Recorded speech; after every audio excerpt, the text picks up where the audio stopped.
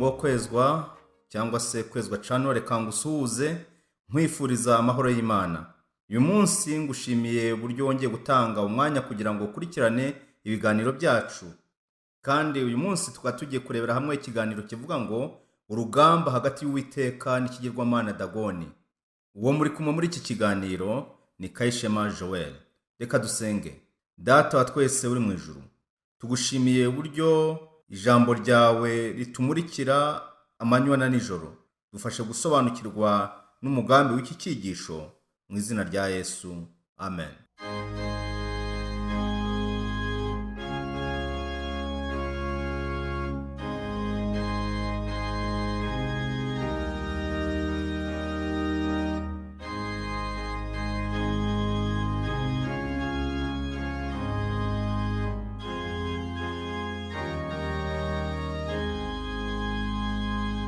Nshuti unkurikiye, uyu munsi tugiye kurebera hamwe nk'uko maze kubikubwira urugamba rukomeye hagati y'Imana ihoraho n'ikigirwamana Dagoni. Igitabo cya mbere cya Samweli nicyo tubonamo iki gitekerezo, duhereye cyane cyane ku gice cya 4 aho kidufasha kumva neza ndetse no kwinjira mu gice cya 5 aho urwo rugamba ruri. Abafilisitiya banyaga isanduku y'Uwiteka mu ntambara. Bukeye Abisirayeli batera Abafilisitiya bagandika ahateganye na Ebenezeri. Abafilisitiya nabo bagandika kuri Afeka. Abafilisitiya bateza urugamba rwo kurwanya Abisirayeli. Bagisakirana, Abisirayeli baneshwa n'Abafilisitiya. Muri iyo ntambara bica abagabo nk'ibihumbi 4 mu rugamba rw'ingabo z'Abisirayeli. Nuko ingabo zigeze mu rugerero, abakuru ba Isirayeli barabazanye bati, ni iki gitumye Uwiteka tureka tukaneshwa uyu munsi imbere y'Abafilisitiya? Nimuze tujye kwenda isanduku y'isezerano ry'Uwiteka, tuyikure i Shilo, tuyizana aha kugira ngo nigera muri twe idukize amaboko y'ababisha bacu. Maze abantu batuma i Shilo bavanayo isanduku y'isezerano ry'Uwiteka Nyiringabo, wicara hagati y'abakerubi. Kandi abahungu bombi ba Eli, Hofuni na Finehasi, babaga ku isanduku y'isezerano ry'Imana. Isanduku y'isezerano ry'Uwiteka igeze mu rugerero, Abisirayeli bose bavugira hejuru n'ijwi rirenga, isi irarangira. Abafilisitiya bumvise urusaku rw'amajwi yabo barabaza bati, urwo rusaku rw'amajwi arenga ruturutse mu rugerero rw'Abaheburayo n'urw'iki? Hanyuma bamenya ko ari isanduku y'Uwiteka isesekaye mu rugerero rwabo. Nuko Abafilisitiya baratinya kuko bavuze bati, Imana igeze mu rugerero rwabo. Baravuga bati, tubonye ishyano, kuko ibyo bitigeze kubaho. Tubonye ishyano, ninde uzadukiza amaboko y'izo mana zikomeye? Izi nizo mana zateje Abanyegiputa ibyago bitari bimwe mu butayu. Nimukomere murwane kigabo mwa Filisitiya mwe, mutaba ibiretwa by'Abaheburayo nk'uko bari byo, murwane kigabo. Nuko Abafilisitiya bararwana, Abisirayeli baraneshwa, barirukanka, umuntu wese yiruha mu ihema rye. Habaho kurimbuka kunini mu Bisirayeli. Hapfa ingabo zigenza n'amaguru inzovu 3, kandi isanduku y'Imana iranyagwa. N'abahungu ba Eli bombi, Hofuni na Finehasi, barapfa. Ni ukuvuga ngo inzovu 3 ni ibihumbi 30. Mwumve, Eli yari umutambyi mukuru. Ariko muri iki gihe uru rugamba rwabaga, hari mu gihe uyu musaza Eli yari amaze kugera mu zabukuru, ntabwo yari akibasha kubona. Ngo umugabo w'Umubenyamini aturumbuka mu ngabo, agera i Shilo, umunsi imyenda ye ishishimuye, yishyize umukungugu umutwe. Ubwo yazaga, Eli yari yicaye ku ntebe ye iruhande rw'inzira arangarijeyo, kuko yari yakuwe umutima cyane n'isanduku y'Imana. Nuko umugabo ageze mu mudugudu avuga amacumu. Abo mudugudu bose bahinduka imiborogo. Eli yumvise ijwi ry'umuborogo, arabaza ati, iyo midugararo ni iyiki? Uwo muntu aza yihuta abibwira Eli, kandi Eli yari amaze imyaka 98. Nuko uwo muntu abwira Eli ati, ni jye wavuye mu ngabo uyu munsi, nza ikubagaho mvuye mu ntambara.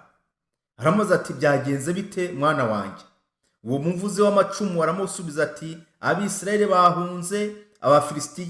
Habayeho kurimbuka kw'abantu benshi. Abahungu bawe bombi, Hofuni na Finehasi, bapfuye, kandi isanduku y'Imana yanyazwe.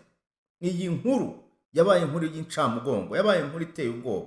Amaze kuvuga iby'isanduku y'Imana, Eli ahanuka ku ntebe ye, agwa ingazi ku gikingi cy'irembo, akuba ijosi arapfa, kuko yari umusaza kandi yiremereye.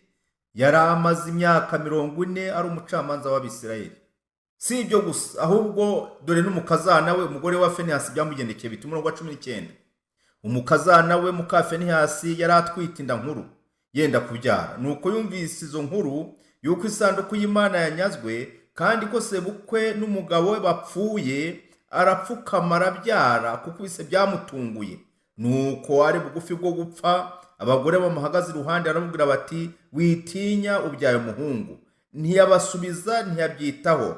Yita uwo mwana izina Ikabodi, ati icyubahiro gishize kuri Isiraheli.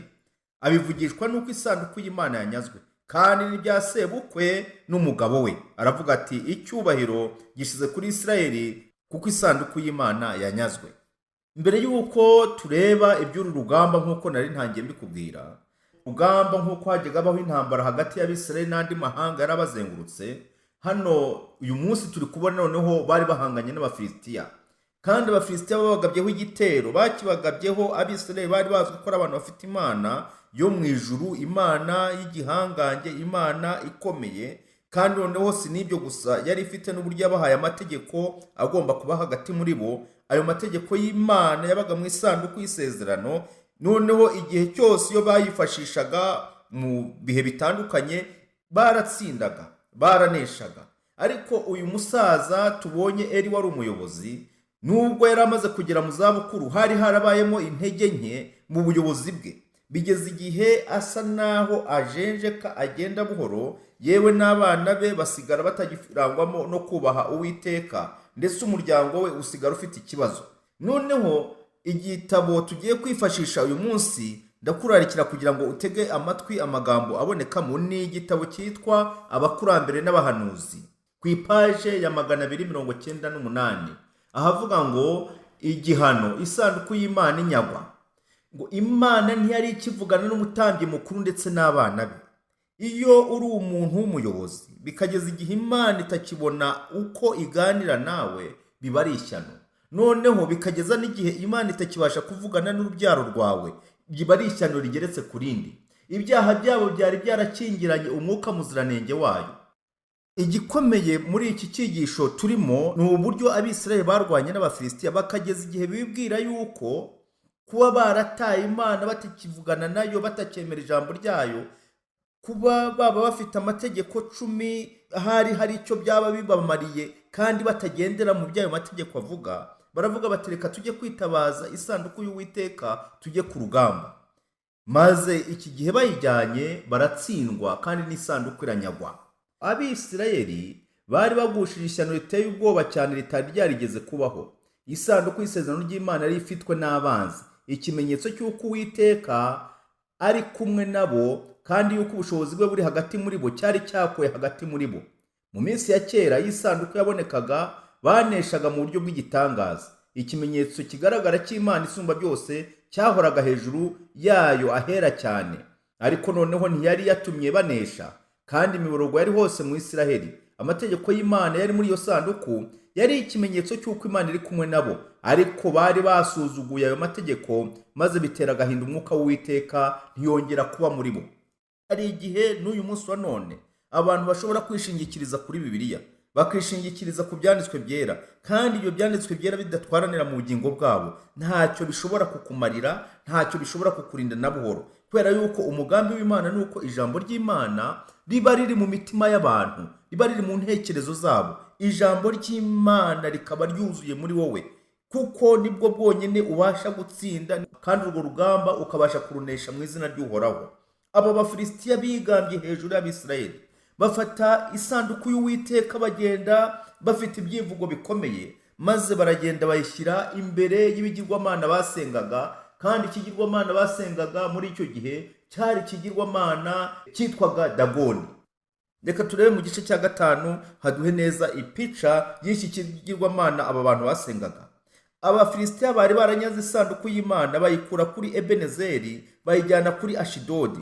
Isanduku y'Imana igezeyo, Abafilisitiya barayenda, bayijyana mu nzu ya Dagoni, bayishyira iruhande rwa Dagoni. maze abanyashidodi babyutse kare basanga dagoni yaguye yubamye imbere y'isanduku y'Uwiteka, barayegura bayisubiza aho yari iri. Bukeye bwaho ubwo n'undi munsi babyuka kare basanga dagoni yaguye yubamye imbere y'isanduku y'Uwiteka, kandi igihanga n'ibiganza bya dagoni byaguye ukubiri n'umubyimba, ku gitabo hasigara umubyimba wayo gusa. Nicyo gituma abatambyi ba dagoni n'uwinjira mu nzu yayo wese batarushya bahinguka ku gitabo cya dagoni muri Ashidodi na bugingo n'ubu. Ngo nuko rero ukuboko k'Uwiteka kwaremereraga abanyashidodi nabo mu butware bwaho, arabarimbura bateza ibibyimba. Icyago cya mbere aba bantu b'abanyashidodi bahuye nacyo ni ibibyimba. Abanyashidodi babonye bibaye bityo baravuga bati, isanduku y'Imana ya Isirayeli ntikagume muri twe, kuko ukuboko kwayo kwaturemereye hamwe n'Imana yacu Dagoni. Bari bafite ibigirwamana, bafite ikigirwamana gikuru abantu bose batambiraga ibitambo banemeraga cyitwaga Dagoni. Niko gutuma ku batware ba Filisitiya bose bateranira aho bari, barabaza bati, tugire dute isanduku y'Imana ya Isirayeli? Barabasubiza bati, isanduku y'Imana ya Isirayeli muyihererekanye igere igati. Nuko bajyana isanduku y'Imana ya Isirayeli. Aba ni abanyashidodi. Nuko bajyana isanduku y'Imana ya Isirayeli. Bamaze kuyihererekanya, ukuboko k'Uwiteka kurwanya urwo rurembo kurutera umubabaro cyane. Abo mu rurembo, aboroheje n'abakomeye, abateza ibibyimba bisesa ku mibiri yabo. Abantu barwara ibibyimba bisesa ku mibiri yabo. Umurongo wa 10. Maze isanduku y'Imana bayohereza kuri Ekuroni. Abanyekuroni bayirabutswe iza, basakuriza icyarimwe bati, bahererekanije isanduku y'Imana ya Isirayeli, none bayitugejejeho kutwicana n'abantu bacu. Bahera ko batuma ku batware b'Abafilisitiya bateraniraho, baravuga bati, nimwohereze isanduku y'Imana ya Isirayeli isubiraho yari iri, ye kuzatwicana n'abantu bacu. Aba bantu bo babaye nyabwenge, baravuga bati, rero twebwe ntabwo dushaka ko isanduku y'Imana muyirekera hano iwacu, ahubwo ubwo muragenda muyihererekanya, mwebwe muri kuyivana iwanyu, nimuyohereza aho yari iri isubireyo. Bagize ubwenge. Barangije noneho ngo kuko muri urwo rurembo rwose bari bihebejwe n'urupfu, kandi ukuboko k'Uwiteka kwabaremereye cyane. Abapfuye batobotse ibibyimba, umuborogo w'ururembo ugera mu ijuru. Noneho abantu bageze igihe bavuga bati, rero ntabwo dushaka yuko isanduku y'Imana iguma hano iwacu. Kubera iki? Hari igihe kigera ugasanga abantu ntibashaka ko amategeko y'Imana abegera, ntibashaka kumva ijambo ry'Imana, ntibashaka ko rivugwa imbere yabo. Ahari mu rundi ruhande wagombye kumva yuko abantu kuba bari bafite amategeko y'Imana yageze iwabo wari umugisha. Ariko reka da, wari kubabera umugisha iyo bavuga bati, ubwo amategeko y'Imana ageze hano iwacu, tukaba tubashije kubona natwe amategeko iby'Uwiteka yahaye Abisirayeli, reka iyo Mana tuyoboke. Ese wibwira ko bavuga bati tuyoboke, ibintu byose twasengaga bitagira umumaro tubijugunye hasi, ibyaha byacu tubyihane, wagize ngo hari icyo bari kuba? Ariko reka da, ahubwo bakoze icyo twakwita kwihandagaza. Baravuga ati, reka dufate amategeko y'Imana tuyajyane imbere y'ikigirwamana cyacu. Maze bagejeje imbere ya Dagoni, Dagoni iragwa icikamo kabiri. Muri cya gitabo twavuze, reka turebe ku ipaji ya 300. Imana nubwo itagaragara, yagizagamo igateza ibyago no kurimbuka abicaga amategeko yayo yera. Abanyabyaha bashobora kwishima igihe babona Abisirayeli bababazwa n'ibihano, ariko igihe kizagera ubwo nabo bazahanwa n'Imana yanga icyaha. Imana z'abapagani ntizahagarara imbere y'isanduku y'Imana. Abafilisitiya bajyana isanduku y'Imana kuri Ashidodi banejejwe n'uko batsinze, maze bayishyira mu nzu ya Dagoni Imana yabo, cyangwa se ikigirwamana basengaga. Bibwiye yuko imbaraga z'iyo sanduku zajyaga kuba izabo, ndetse ko kuzihuza n'iza Dagoni byajyaga gutuma ntawabatsinda. Ariko bukeye bwaho binjiye mu rusengero barumirwa. Dagoni yari yaguye yubamye imbere y'isanduku y'Uwiteka. Abatambyi b'ikigirwamana cyabo begura icyo kigirwamana bacyubashye, maze bagisubiza mu mwanya wacyo. Ariko bukeye bwaho basanga cyamenaguritse mu buryo bubi cyane, nanone cyubamye hasi imbere y'isanduku. Igihimba cyo hejuru cy'icyo kigirwamana cyari nk'icy'umuntu, kandi icyo hepfo cyasaga n'ifi. Urumva, Dagoni cyari ikigirwamana kigabanyije mu buryo bubiri.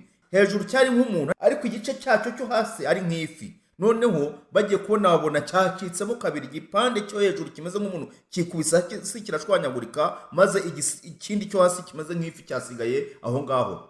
ahasa n'umuntu hari hacitse, hasigaye gusa hasa n'ifi. Abatambyi n'abantu barumirwa, babonye ko ari ibimenyetso by'akaga kari kagiye kubaho. Kurimbuka kwabo ni uko ibigirwamana byabo imbere y'Imana y'Abaheburayo. Bakura iyo sanduku mu rusengero bayishyira mu nzu kwayo. Abantu ba Ashidodi baterwa n'indwara mbi kandi irabahitana. Abantu bibutse ibyago byatejwe mu Egiputa, bavuze yuko ibyago bari batejwe byari bitewe n'isanduku y'Imana yari iwabo. Bahitamo kuyohereza igati, ariko ibyago birayikurikira, maze abantu b'uwo mudugudu bayohereza kuri Ekuroni, aho abantu bayakiranye ubwoba bwinshi, baboroga bati, bahererekanye isanduku y'Imana ya Isirayeli, none bayitugejejeho kutwicana n'abantu bacu. Umurimbuzi akomeza umurimo we kugeza ubwo umuborogo w'ururembo ugera mu ijuru. Bagira ubwoba bwo gukomeza kuyishyira mu mazu y'abantu. Hanyuma aho yari igeze bayishyira ku gasozi. Hakurikiraho icyago cy'imbeba.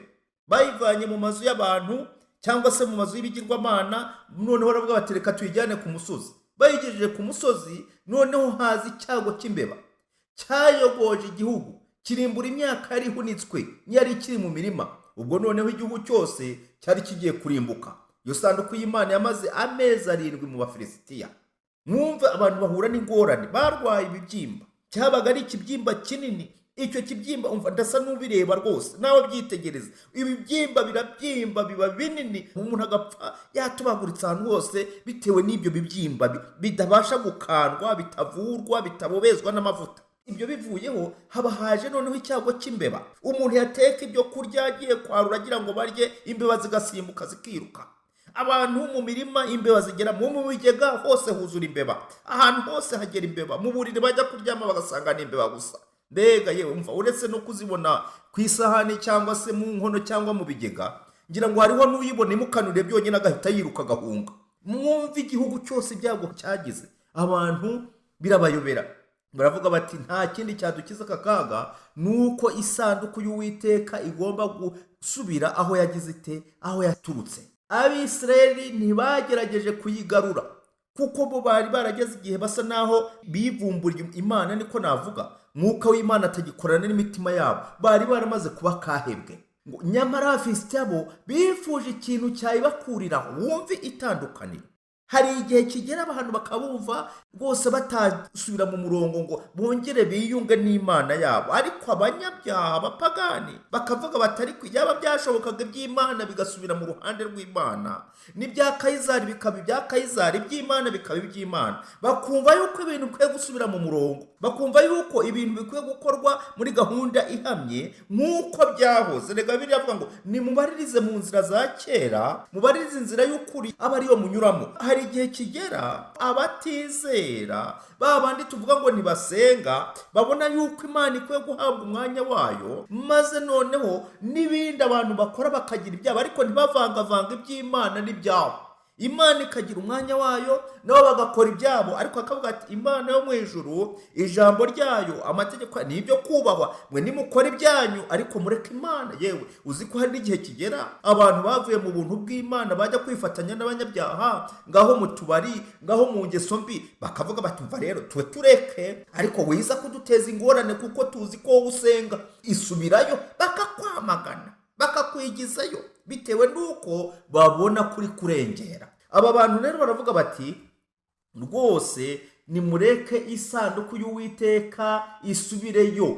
Noneho barangije bahamagara abayobozi ngo barabwira ati mudusobanurire uburyo twayisubiza ahantu hayo. Ibi ngibi tubisanga mu gice cya 6 cy'igitabo cya mbere cya Samweli. Isanduku y'Imana yameze amezi 7 mu gihugu cy'Abafilisitiya. Bucya Abafilisitiya bahamagara abatambyi n'abapfumu baza bati iyi sanduku y'Uwiteka tuyigire dute? Hari igihe kizagera abantu bavuga batari ku by'Imana. Ibi bintu murabibona muti?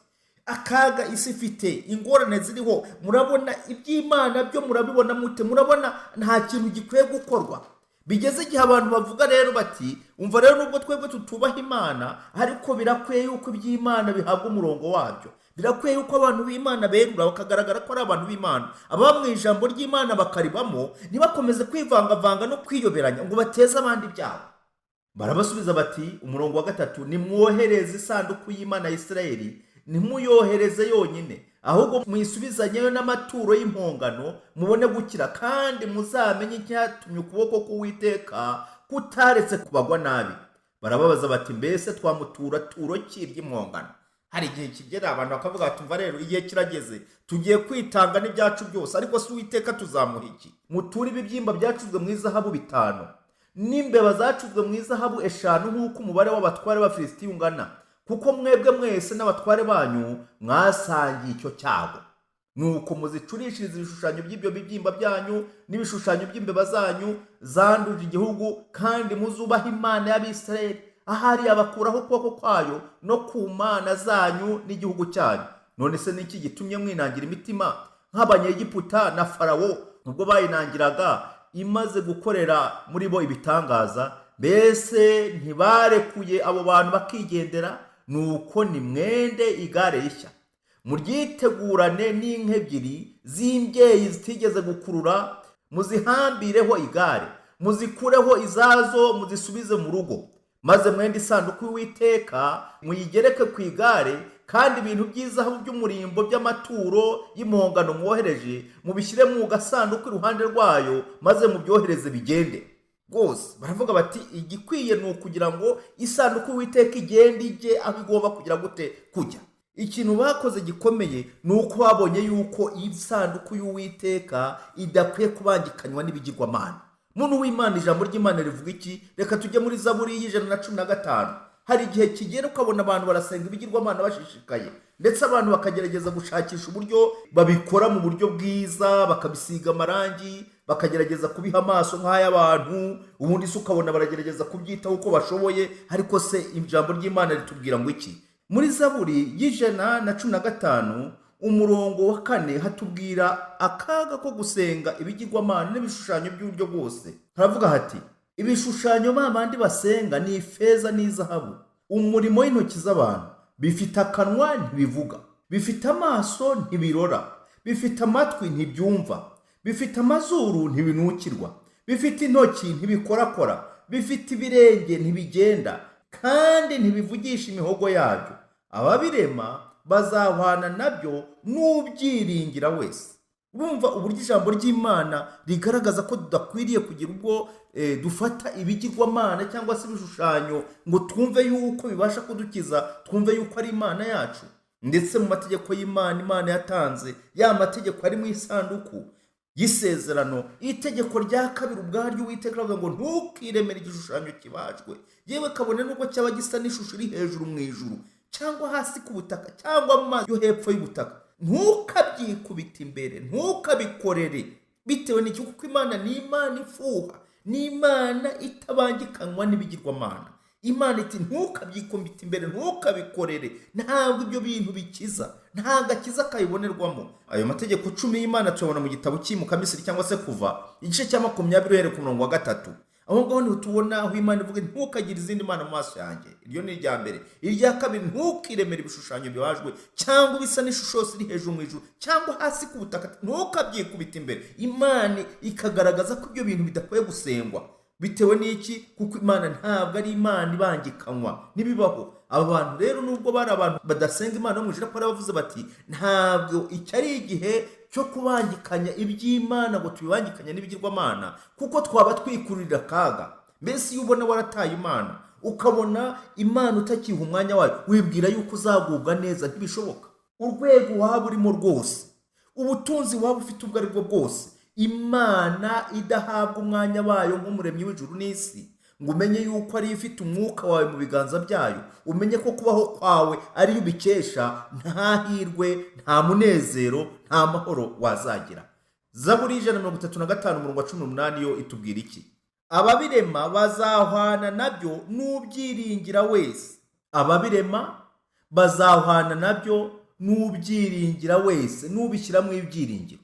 Imana ntabwo ishaka yuko tuyibangikanya n'ibigirwamana. Ndetse umuhanuzi Yesaya we afite uburyo yabibonye. Igice cya 44 umurongo wa 9 niho turahera maze twumve uko Yesaya we yabibonye. Abarema ibishushanyo bibajwe bose ntacyo bamaze. Hari igihe rwose ushobora kuvuga turi muntu n'umuhanga, ni igitangaza, azi kurema ikigirwamana pe, akagiha iforme nziza cyane, akagiha isura ya nyayo. Ariko hano Uwiteka avugiye mu muhanuzi Yesaya ngo abarema ibishushanyo bibajwe bose ntacyo bamaze. Impamvu ntacyo bamaze ni iki? aho kugira ngo bazane ibyubaka abantu bazana ibibasenya, ibibarimbura ntacyo bamaze rero. none ngo ibintu byabo by'umurimbo ntacyo bizamara, ndetse n'ibyo batangaho abagabo ntibireba kandi ntacyo bizi, nicyo gituma bakorwa n'isoni. Ninde waremye ikigirwamana agacura igishushanyo kibajwe kitagira umumaro? Dore bagenzi be bose bazakorwa n'isoni, abanyabukorikori babyo ni abantu gusa. Bose nibateranire hamwe bahagarare, bazagira ubwoba isoni zabakorere hamwe. Impamvu bazakorwa n'isoni ni uko bayobeje abantu. Umucuzi yenda icyuma akakivugutira mu makara, akagicurisha inyundo, akakirambura n'ukuboko kwe gukomeye, nyamara iyo ashonje acika intege, atanywa amazi akaraba. Mwumve nawe, kuko ntigishobora kumuhembura, ntacyo cyamumarira. Noneho umurongo wa 13, umubaji w'igishushanyo arega umugozi, akagiharatuza ikaramu, akakibaza n'imbazo, akakigera cyose n'icyuma kigera, akagishushanya n'ishusho y'umuntu, kikagira uburanga nk'ubw'umuntu, nuko kikaba mu nzu. Yitemera imyerezi n'imizo n'imyera, akihitiramo igiti kimwe muri byo mu ishyamba, agatera igiti cy'umworeni, imvura ikakimeza, hanyuma kikazaba inkwi umuntu acana. Umuntu azajya aza akendeho inkwi zo kota, yendeho n'izo gutara umutsima, akibazamo ikigirwamana kiramye, agihindura igishushanyo kibajwe, agipfukamire. Ingere yakimwe ayicanisha umuriro, indi ngere akayokesha inyama akayirya agahaga, kandi acyota akavuga ati arararara shize imbeho bonye umuriro. Maze ingere yacyo isigaye akayigira ikigirwamana aricyo gishushanyo cye kibajwe, akagipfukamira, akakiramya, akagisenga ati nyiza kuko uri Imana yanjye. Munyumvire namwe, ntacyo bazi kandi ntacyo batekereza, kuko yabahumye amaso ntibabashe kureba, ikabanangira imitima ntibabashe kumenya. Muntu w'Imana, hari ibintu abantu bakora naho ubwaho ukageza igihe ukavuga uti ariko se Mana yanjye, uyu muntu arareba koko?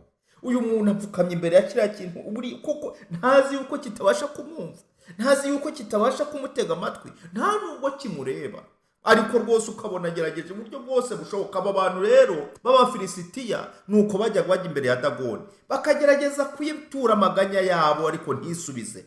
No gutsinda bari baratsinze, ntabwo ari uko ari Dagoni yabahaga imbaraga, ahubwo ni ukubera ko Abaheburayo, Abisirayeli bari barataye Imana. Abanyamahanga babagizeho ububasha bitewe n'uko baretse Imana yabo. Tugana ku musozo, turebere hamwe amagambo aboneka mu Byahishuwe igice cya 21.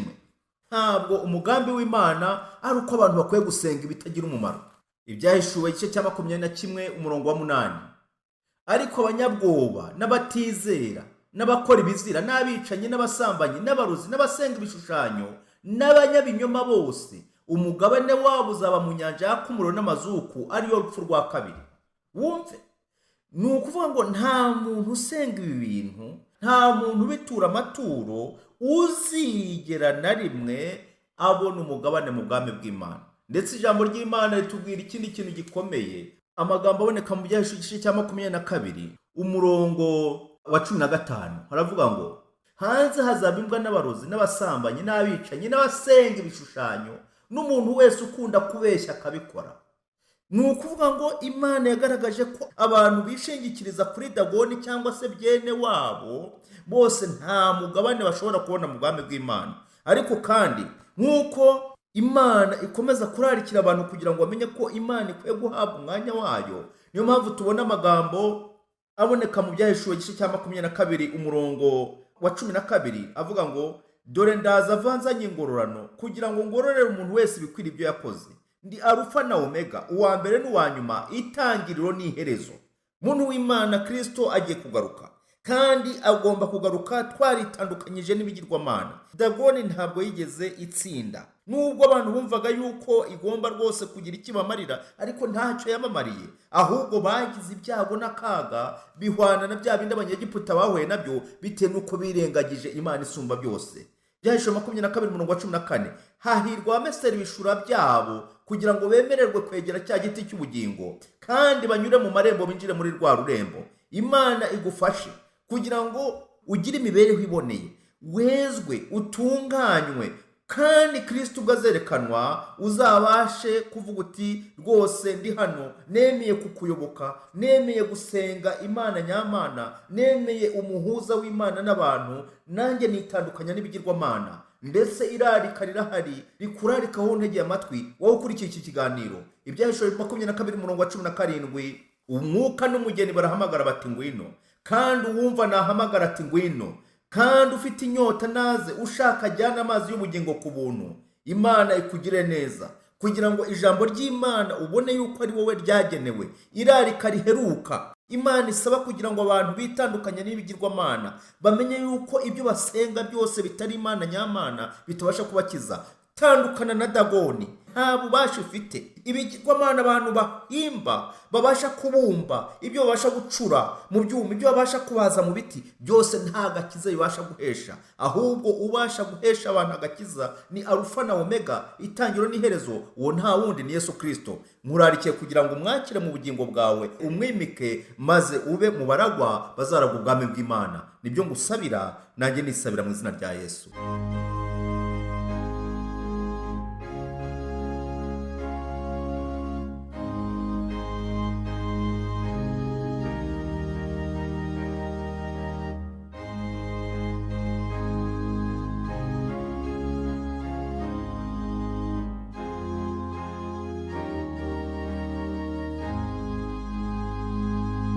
Dusenge.